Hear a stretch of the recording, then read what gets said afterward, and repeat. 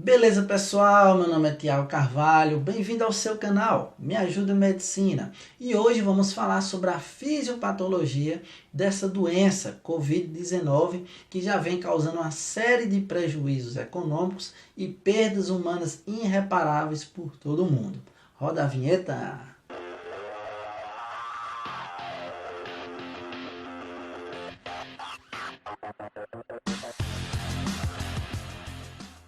De volta, pessoal! Gente, hoje vamos falar sobre a fisiopatologia da Covid-19, de como o vírus causa lesão no nosso organismo. Mas antes de iniciarmos a falar sobre a fisiopatologia, eu quero introduzir o nosso assunto falando sobre virologia, porque sempre que vamos combater um agente causador de doença, é de fundamental importância que a gente conheça um pouco sobre ele. Então vamos iniciar. Virologia. Os vírus, todos eles, são considerados parasitas celulares obrigatórios, pois eles são incapazes de gerar energia e substrato. Todo vírus, para poder se replicar e se manter ativo, ele precisa infectar o interior de uma célula. E lá no interior dessa célula, ele vai poder extrair tudo aquilo que ele precisa para poder se replicar e se manter ativo. E os coronavírus, eles não são agentes causadores de doença novos, eles já são conhecidos pela comunidade científica. Os coronavírus eles participam de uma família que nós chamamos de Coronaviridae. Dentro dessa família, nós temos um gênero que se divide em 4, que são eles: o alfa, o beta, o gama e o delta. No gênero alfa e beta, possuem coronavírus que são capazes de infectar alguns mamíferos. Dentre esses mamíferos, nós incluímos o homem. Já o gênero gama e delta possuem coronavírus capazes de infectar algumas aves e mamíferos, com exceção do homem. E o coronavírus, que é responsável por essa pandemia que estamos vivendo atualmente, ele pertence ao gênero beta. Mas como eu já falei, o coronavírus não é um agente causador novo. Aqui está listado algumas doenças que o coronavírus já vem provocando no ser humano ao longo dos anos. Então, o corona ele pode provocar resfriado comum, inclusive a segunda causa de resfriado comum no ser humano. Ele perde apenas para o rinovírus. De 10 a 15% dos resfriados que o ser humano tem é atribuído ao coronavírus. De 30 a 50% ao seu concorrente rinovírus. E ele pode também causar pneumonias, diarreia, gastroenterites. Então, ele já causa enfermidades no ser humano. O que acontece nos dias de hoje é que espécies de coronavírus passaram por alguma mutação, mudaram o seu comportamento, o seu padrão de agir, provocando essa enfermidade muito grave que estamos vivenciando agora. Mas nós já temos registrado na história 2 momentos em que o coronavírus passou por mutações e que também provocou graves doenças no ser humano. E são elas. O primeiro registro, ele data do ano de 2002. Também iniciou na China e o vírus recebeu o seguinte nome: SARS-CoV, que significa Síndrome Respiratória Aguda Severa. Nesse período, o vírus também ele causou um enorme prejuízo econômico, matou muita gente. Inclusive o vírus conseguiu chegar a cerca de 29 países. Na época, a transmissão que ocorreu do animal para o homem foi atribuído ao morcego. Coronavírus que infectaram morcegos conseguiram passar para o homem, causando pneumonias graves. Um outro registro data 10 anos depois, no ano de 2012, e ocorreu lá no Oriente Médio. E esse ficou conhecido como MERS-CoV. que significa Síndrome Respiratória do Oriente Médio. Ocorreu mais especificamente na Arábia Saudita. Também causou um enorme prejuízo, matou algumas pessoas e nesse período a transmissão do vírus para o homem foi atribuído ao dromedário, que é um animalzinho aí parente do camelo. Certo, pessoal? Então nós tivemos esses dois momentos em que o coronavírus passou por mutações, alterou o seu padrão de comportamento, vindo a causar enfermidades mais severas, além dessas daqui já conhecidas, resfriados comuns, diarreia, gastroenterites. No momento atual, nós temos uma nova espécie mutante aí, que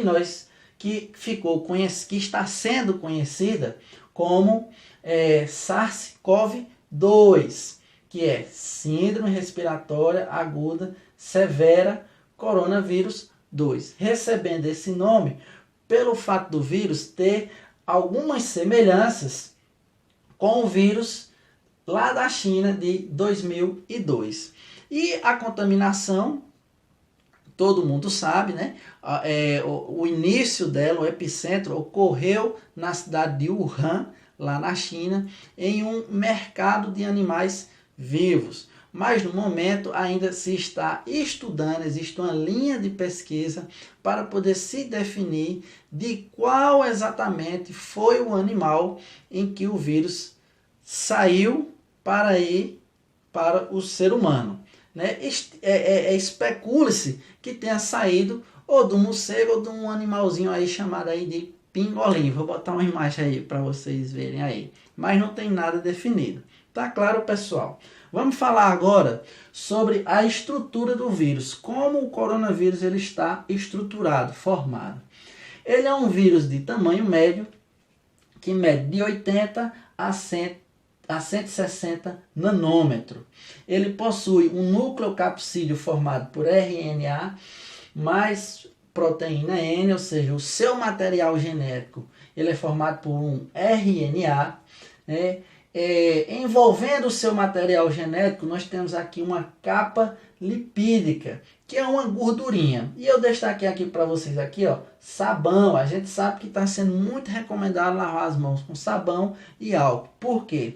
Tanto o sabão quanto o álcool, eles possuem a capacidade de romper essa gordurinha aqui, essa capa lipídica, e dessa forma ele vai destruir o vírus e inativar o vírus.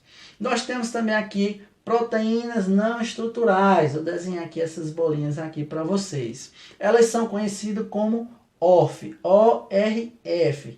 E no momento também existe uma linha de pesquisa que está estudando a capacidade que essas proteínas possam ter de oxidar a hemoglobina, mas ainda não existe nada definido a respeito disso aí. São estudos que estão sendo realizados e que eu vou aprofundar mais um pouco quando a gente for falar da fisiopatologia.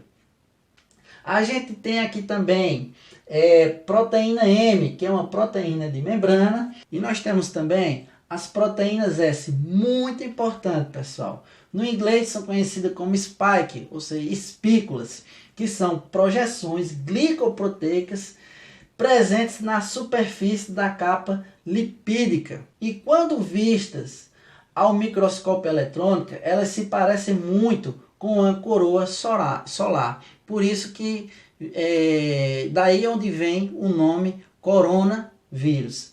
Certo, pessoal? E qual a importância dela? A gente falou no início da aula que os vírus eles são parasitas intracelulares obrigatórios. Então, é através das proteínas S que o vírus ele vai se aderir à célula que ele vai infectar. A segunda importância também das proteínas S está no fato de que os nossos anticorpos, as nossas células de defesa, vão se aderir justamente na proteína S, nas espículas, na tentativa de neutralizar e eliminar o vírus. Muito importante as proteínas S. Bom, pessoal, vamos falar agora sobre replicação viral. Como os vírus eles se multiplicam. Bom, todo vírus, ele tem uma célula-alvo. É aquela célula que ele tem uma certa preferência para poder infectar. Não é toda célula que o vírus vai infectar. Cada vírus, cada espécie de vírus tem preferência por tipos específicos de célula. Então, quando o vírus ele entra no corpo humano, ele vai buscar aquela célula que ele tem mais afinidade. Quando ele encontra essa célula, o que vai acontecer? Nós vamos ter uma união do vírus com a célula. União essa promovida pela proteína S, certo, pessoal? Então, quando o vírus ele se une à célula, através de receptores que existem na membrana celular do hospedeiro, ele penetra para o interior. Quando ele já está no interior dessa célula, ele vai utilizar toda a maquinaria da célula, todas as organelas da célula, para trabalhar a favor dele, na produção de todas as proteínas necessárias para ele poder formar um novo vírus. E aí ele vai utilizar o retículo endoplasmático rugoso, complexo de Golgi, ribossomo. Todas essas organelas da célula do hospedeiro vão estar agora a serviço do vírus, para que ele possa se replicar, se manter ativo e poder infectar novas células. Depois que ocorre a síntese aí de todo esse material que o vírus precisa, vai ocorrer a montagem, né? Todo o material vai se reunir para poder formar um novo vírus. Terminada essa montagem, aí a célula, o vírus já está pronto para sair e infectar novas células. Tá claro, pessoal? Agora eu vou apagar o quadro para a gente começar a falar da fisiopatologia. 2 segundinhos a gente tá de volta. Bem, pessoal, vamos falar da fisiopatologia da Covid-19.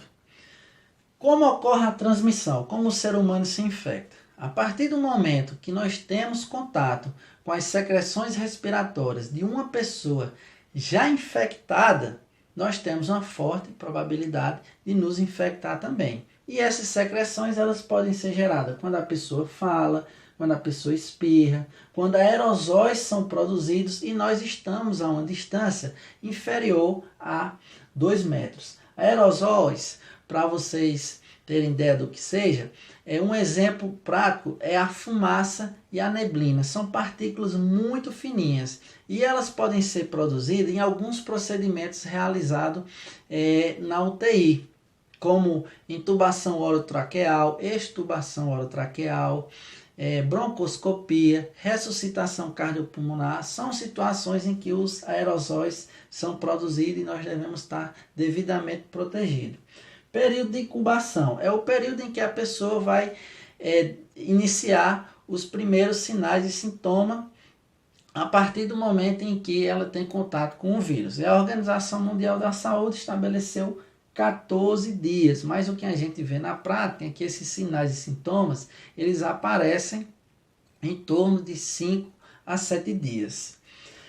80% das pessoas infectadas vão apresentar quadro leve, elas vão cursar com aquelas síndromes gripais, vão apresentar coriza, dor de garganta, dor de cabeça, mal-estar geral, mas não vão evoluir para um quadro mais grave. E existe também a outra porcentagem de pessoas que são assintomáticas, que mesmo estando infectadas, não vão apresentar nenhum sinal e sintoma. Mas é importante ter cuidado também, porque essas pessoas elas podem estar transmitindo o vírus. Célula-alvo do SARS-CoV-2. Então, o vírus, como a gente viu, ele precisa infectar o interior de uma célula. Só que não é toda célula que ele vai infectar. E quais são as células que ele vai dar preferência? Toda célula que possuir na sua membrana essa proteína ECA2 serão as células que serão infectadas pelo vírus. E nós chamamos ela é conhecida como enzima conversora da angiotensina 2. E onde é que nós encontramos essa proteína? Em quais células? Onde elas estão presentes? Bom, nós encontramos essas células nos pulmões, no coração, nos rins, no intestino, sistema nervoso central e vaso sanguíneo. Mas pessoal, 83% dessas proteínas elas são expressadas nos nossos pulmões, mais especificamente nas células que revestem o alvéolo pulmonar, que nós chamamos de pneumócito tipo 2. Tá claro, pessoal? Agora eu vou falar como ocorrem as lesões a nível de pulmão. Bom, o vírus ele entrou pela via aérea e chegou até o alvéolo pulmonar, que é a unidade funcional dos pulmões, a região onde ocorre a hematose, a troca gasosa de oxigênio com dióxido de carbono. Então, o vírus chega no alvéolo pulmonar e ele vai, através de sua proteína S, então lembra daí, proteína S, vai se ligar à proteína de membrana ECA2 dos pneumócitos tipo 2. E aí o vírus ele vai entrar para o interior da célula e vai gerar um estresse nessa célula a partir do momento que ele começa a se replicar. Esse estresse vai fazer com que os pneumócitos tipo 2 liberem citocinas, que são substâncias pró-inflamatórias. Nesse momento, células de defesa vão ser recrutadas aqui para os alvéolos. Quem vai chegar primeiro serão os macrófagos e as células NK, os natural killers. A célula NK ela vai promover a destruição das células infectadas na tentativa de eliminar o vírus. E aí essa destruição nós chamamos aqui de apoptose. A NK vai promover a apoptose dos pneumócitos. Nesse momento, os macrófagos também vão começar a liberar citocinas, como interleucina 1, interleucina 6, fator de necrose tumoral. E essas citocinas vão promover o recrutamento de mais células de defesa. Dessa vez vai vir aqui os linfócitos CD8 e CD4 para ajudar aqui a combater os vírus presentes no alvéolo pulmonar. Só que tem um porém, pessoal. Aqui é uma guerra dentro do alvéolo pulmonar. Vírus contra células de defesa. E nessa guerra, tanto células infectadas quanto células não infectadas vão sofrer lesões por conta da presença das células de defesa e das citocinas. O vaso sanguíneo também, os capilares pulmonares que estão próximos aqui do alvéolo pulmonares também vão sofrer lesões das citocinas e das células de defesa. Então, as células endoteliais, que são as células que revestem os capilares sanguíneos, vão sofrer lesão, o que vai promover uma vasodilatação dos capilares. Com essa vasodilatação, o que a gente vai ter? Vamos ter o extravasamento de líquido dos capilares para o espaço intersticial e para os alvéolos pulmonares. Tá claro, pessoal? Isso aí. Só que assim, se nossas células de defesa conseguirem neutralizar o vírus de forma rápida, tudo isso aqui vai ser parado. Não vai ter mais liberação de citocinas e a quantidade de células de defesa que estão chegando no alvéolo pulmonar vai diminuir. Nesse momento aqui, o paciente ele vai ter um quadro de pneumonia leve, pessoal. Tá claro? Agora sim, existem também mecanismos reguladores que limitam, né, a produção tanto de citocinas quanto da chegada de células de defesa. Só que por algum momento as nossas células de defesa não conseguiram neutralizar os vírus e esses mecanismos de regulação, de liberação de citocinas não está funcionando. E aí o que acontece nesse momento aqui? Mais citocinas vão sendo produzidas, mais células de defesa vão chegando, inclusive nesse momento aqui, os linfócitos, eles liberam interferon alfa, que são citocinas que vão promover o recrutamento de mais macrófago. E aí chega mais macrófago libera mais citocinas, chega mais linfócito produz mais interferon alfa. E aí, como eu já falei para vocês, vai ocorrer uma lesão severa a nível de alvéolo pulmonar e de capilar sanguíneo. Nesse momento aqui, o paciente ele já vai cursar com quê? Com as pneumonias graves, severas, podendo evoluir, passar sepse, que a gente vai ver daqui a pouco. Então, com esse quadro de lesão que nós temos aqui no alvéolo pulmonar, né, quando os mecanismos regulatórios não estão funcionando e nós temos aqui uma descarga de citocinas, nós chamamos isso aqui até de tempestade de citocinas. Quando não tem controle, o que é que nós vamos ter? Nós vamos ter excesso de líquido aqui no espaço intersticial, excesso de líquido aqui no alvéolo pulmonar. Se o paciente evoluir, passar, que é a síndrome da angústia respiratória aguda, nós vamos ter formação de membrana hialina, que é uma capinha composta por células necróticas, por fibrina, por restos citoplasmáticos de célula. E tudo isso aqui, pessoal, o que é que vai gerar aqui? Percebam que é uma barreira, né? Nós vamos ter aqui, ó, edema intersticial, né, por conta do excesso de líquido. Nós vamos ter hipoxemia. O oxigênio ele vai diminuir na corrente sanguínea. Por quê? O oxigênio ele vai chegar aqui no alvéolo pulmonar e ele não vai conseguir passar por capilar sanguíneo por conta da barreira que ele está enfrentando aqui no alvéolo pulmonar, que está cheio de líquido. Nesse momento aqui o paciente ele vai apresentar o quê? Dispneia. Inclusive a dispneia ele é um quadro de gravidade. Como o alvéolo pulmonar, o espaço intersticial vai estar cheio de líquido, na tomografia computadorizada nós vamos ver o quê? Uma imagem de vidro fosco, que é a representação do pulmão cheio de líquido. Aí o paciente vai ter tosse seca. Por que tosse seca? Porque essas secreções que estão sendo produzidas não é a nível bronquial, mas alveolar. Então a tosse é seca.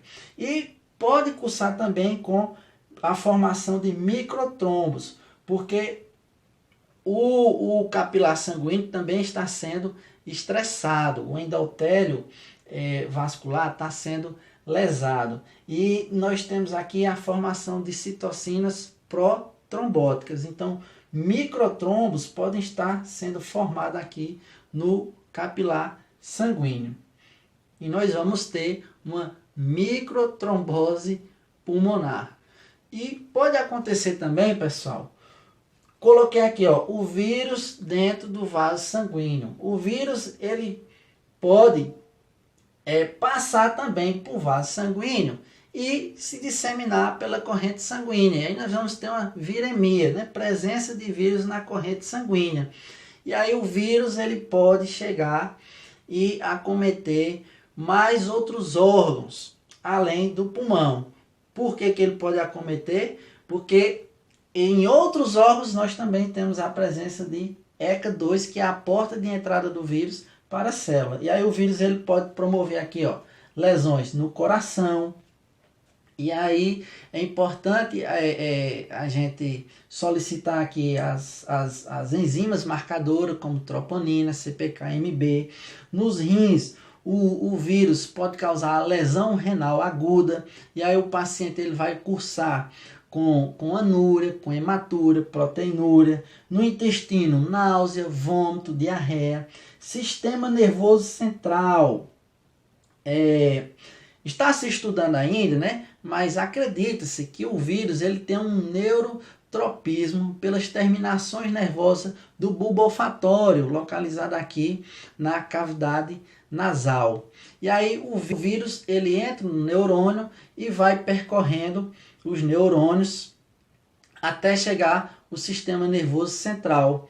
Ele ultrapassa a barreira hematoencefálica, podendo provocar lesão no sistema nervoso central. E aí o paciente pode ter confusão mental, cefaleia. Eu coloquei aqui, ó, anósmia, que a anósmia é o quê? É a falta de olfato. Vocês já ouviram falar, devem ter ouvido falar, que tem alguns pacientes que cursam com a falta de olfato, não conseguem sentir o cheiro das coisas. E acredita-se que a teoria é essa daqui, né? Do neurotropismo aqui que o vírus tem pelas terminações nervosas do bulbo olfatório. Vasculites, aqui ele vai promover, né, lesão no sistema vascular, promovendo vasculite, edema vascular. Como os vasos sanguíneos periféricos vão estar edemaciados, nós podemos ter aí uma isquemia periférica por conta dessa vasculite aí, desse edema vascular. E aí, para cá, ó, a síndrome clínica, né? Aqui é o espectro aqui do que pode acontecer com o paciente. O paciente ele pode ter uma doença não complicada, né? Que são aqueles 80%. A pneumonia ela pode ser grave ou não, né? Se o vírus for neutralizado com antecedência, os mecanismos regulatórios que impedem essa tempestade de citoquinas funcionarem, então o paciente ele vai ter uma pneumonia leve. Mas caso contrário, vai evoluir para uma pneumonia grave. A SARA, que é caracterizada pela essa tempestade de citocinas e formação de membrana hialina. Da SARA, o paciente ele pode evoluir para uma sepse, que a sepse já vem a ser o quê? É um quadro de inflamação generalizada. Todo o corpo inflamado por conta de uma infecção, nesse caso, infecção viral. Inclusive, pessoal, as lesões que ocorrem aqui, que podem ocorrer coração, rim, intestino, sistema nervoso central, está se estudando que ora pode ser provocada por uma ação direta do vírus no órgão ou pela presença das citocinas provocando inflamação nesses órgãos. Então, necessariamente, alguma lesão que um órgão desse aqui possa vir ter, não significa que está sendo a ação direta do vírus, certo? Pode ser por conta dessa inflamação generalizada. E aí nós temos o choque séptico e a disfunção de múltiplos órgãos, né? Quando 2 ou mais órgãos são afetados. E eu já ia esquecendo.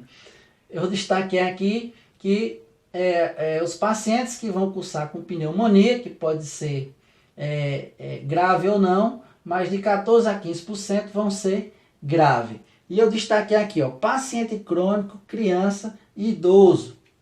O que a gente tem para falar desse pessoal aí? Os pacientes crônicos são os diabéticos, os hipertensos, os pacientes que têm DPOC, doenças obstrutivas crônicas, asma, os imunosdeprimidos. Então, esse pessoal aí são mais susceptíveis a evoluírem para os quadros graves da doença, evoluindo para pneumonia grave, SARA, sepse, porque também acredita-se e está estudando, não há nada confirmado, que esses pacientes eles possuem uma expressão maior da ECA2, que é a proteína, que é a porta de entrada do vírus para o interior da célula. Crianças está se estudando também, não é nada certo, mas por que as crianças elas cursam com o quadro assintomático? Porque acredita-se que elas têm uma expressão menor da ECA2. E os idosos é como os pacientes crônicos. Existe uma expressão maior da ECA2 neles. Discussões, o que está sendo discutido também? Fármacos que estão sendo usados aí, que estão sendo colocados aí em questionamento. IECA, ARA2 e cloroquina. IECA é o quê? É inibidor da enzima conversora da angiotensina. ARA é antagonista dos receptores da angiotensina 2. Essas duas medicações aqui são utilizadas em pacientes cardiopatas ou hipertensos. E acreditava-se que os pacientes que usavam essas duas medicações, eles tinham uma expressão maior da proteína ECA2. E aí, se tem uma quantidade maior de ECA2, o que vai acontecer? Nós vamos ter aí uma entrada maior do número de vírus para o interior da célula. Mas estudos recentes, já agora do início do mês de maio, mostram que não é bem assim não. Inclusive, estava se recomendando no início que os pacientes suspendessem essa medicação. Mas as sociedades brasileiras aí de cardiologia disseram que não, que pode continuar, que as evidências que estão sendo mostradas até então é que os IEC e os ARA2 podem continuar, que não tem aí não essa expressão aumentada da ECA2 não. Cloroquina. A cloroquina, ela também vem sendo estudada e ela, no caso, ela impede, como é que ela atua? Ela diminui aí um pouco do quadro inflamatório do paciente, e ela também está se vendo a possibilidade aí, está se vendo aí uma outra ação dela, que é de impedir que o vírus se ligue ao receptor ECA2. Tá claro, pessoal? E por último aqui as proteínas não estrutural, que eu falei lá no início, que são a ORF, as ORF, e existe uma variedade delas. Existe uma linha de pesquisa que está estudando se essas proteínas não estruturais, elas possuem a capacidade de oxidar a hemoglobina, gerando ainda um quadro de gravidade ainda mais. Porque a hemoglobina são o quê? São as proteínas que estão no interior das hemácias e responsáveis por deslocar, por transportar oxigênio no nosso organismo. Mas ainda está se estudando, não tem nada certo ainda a respeito delas. Certo, pessoal? Bom, a gente vai ficando por aqui, espero que vocês tenham gostado. Se gostou, deixa um like, ativa o sininho. E eu queria fazer uma aula também sobre o que está se falando a respeito dos tratamentos. Mas isso eu só vou fazer se vocês me pedirem. Então deixa um comentário aí, eu quero ver o tratamento e eu posso trazer um resumo. Porque essa aula aqui foi um resumão aí de tudo de um pouco do que está acontecendo aí em todo o mundo. Certo, pessoal? Mais uma vez, espero que vocês tenham gostado. Lembre-se, nem só de pão viverá o homem, mas também de muito estudo. Deus abençoe a todos e até o nosso próximo encontro.